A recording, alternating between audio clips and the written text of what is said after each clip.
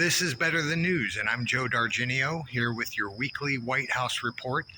This being the first of the weekly White House reports, we're going to go a few days retroactively and cover the period of January 16th to January 27th, 2023, and take a look at what the president's doing. Have a look. The first note that I'd like to address on the briefing room presidential actions section of whitehouse.gov is approving Georgia disaster declaration. Now, don't misunderstand me. Yes, help everybody we can help. The reason I'd like to address this is because of an upcoming video. I'm doing my homework on this, but this line right here says it all. President's action makes federal funding available.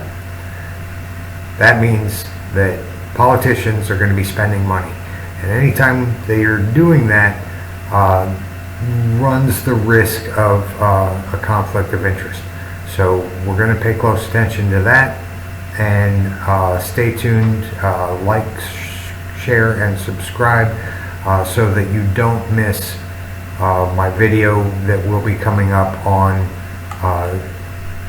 emergency declarations, which like I say, open up funding and allow politicians to spend money more so than they would otherwise. And here on January 17th, 2023,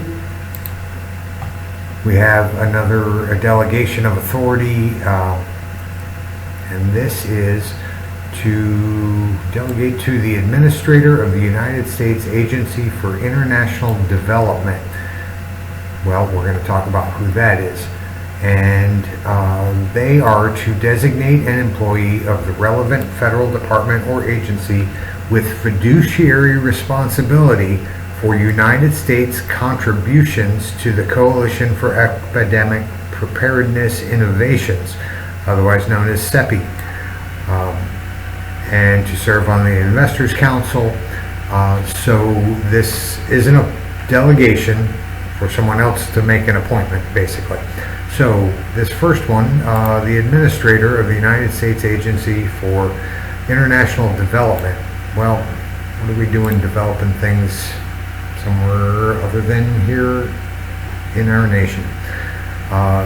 So that person is Miss Samantha Power, and she has quite a lengthy history with our government, including serving as the ambassador to the United Nations. Here we are, Osama Biden administration. She was the permanent representative to the United Nations. Now, keep in mind, as controversial as the United Nations may be, this position was selected by the president, and this person was not elected to serve as our representative with the UN. So it is likely that she represented the administration's positions more so than the population's. So she's got quite a lengthy history. Born in Ireland, by the way, came here when she was very young, apparently, according to her biography, and has really served the United States in ways that are developments overseas and outside of our country. Again, why we're doing much of that, that's a good question. So let's look a little bit more about her real quick. I don't want to try and pick apart everything because that would take literally forever. But she does have a few books out. Education of an Idealist, a memoir, A Problem from Hell, America and the Age of Genocide, Pulitzer Prize winning book. And let's see, there's one more. It's not on this page, but on her LinkedIn profile here again, she talks about her books, Her positions since being a representative to the United Nations, she has apparently been a professor at Harvard in 2 separate positions until recently being appointed administrator to USAID, and that was in May of 2021. Of course, Biden appointee. Education of an idealist, chasing the flame, one man's fight to save the world, and a problem from hell, America and the age of genocide.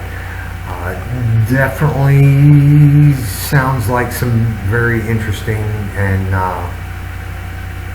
shall we say, passionate reading. I'd be very interested to know more about that book.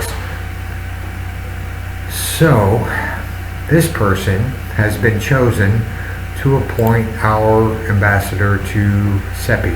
And here we are, CEPI.net, their own website.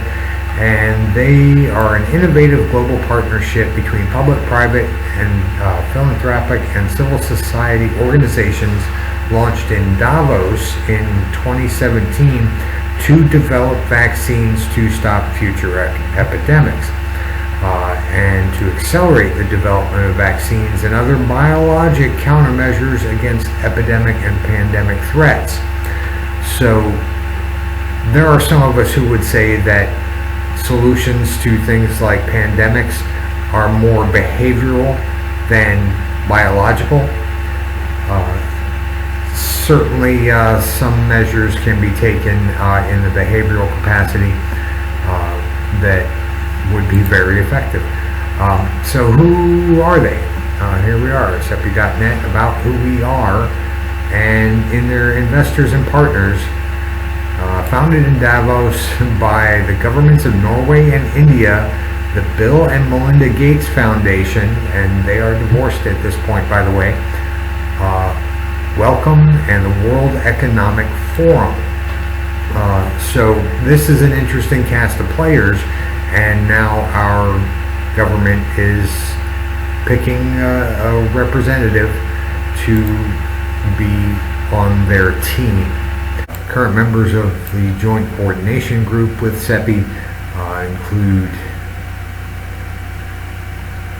the Global Fund, the Red Cross, UNICEF, the U.S. Food and Drug Administration, the FDA, Wellcome Trust, World Bank, and the World Health Organization.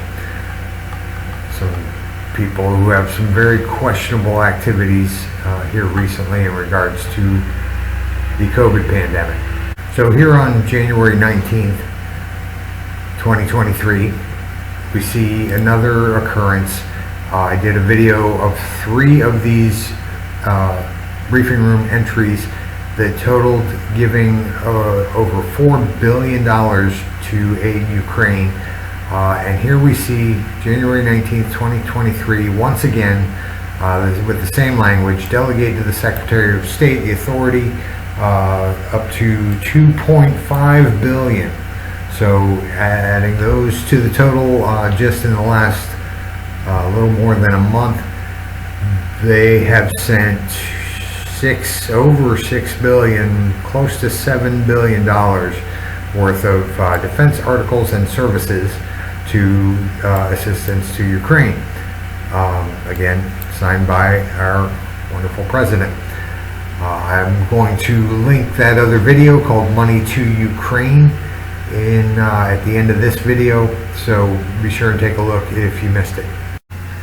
And here on January 22nd, 2023, the president issued a memorandum, and this memorandum starts about talking about medication mifepristone, am I saying that correctly, approved by the FDA, and this apparently is considered medical abortion. Here we go. Safe and effective method to end early pregnancy. Now, put aside your feelings on abortion for just a moment. You probably feel strongly one way or the other. So what I'd like to do is draw your attention to this idea. And this basically So with the talk of reports of efforts to suppress access to medication abortion, now of course they don't mention where those reports are coming from, but it serves their purpose, so they say it. And they go on to say, these actions have stoked confusion, sowed fear, and may prevent patients from accessing safe and effective FDA-approved medication. That's one thing that they're really focused on here.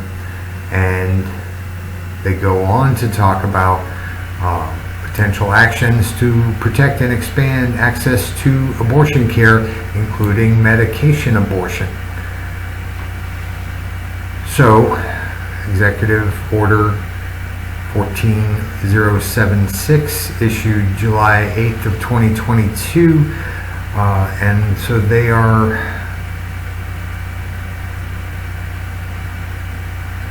trying to protect access to reproductive health care, including abortion care,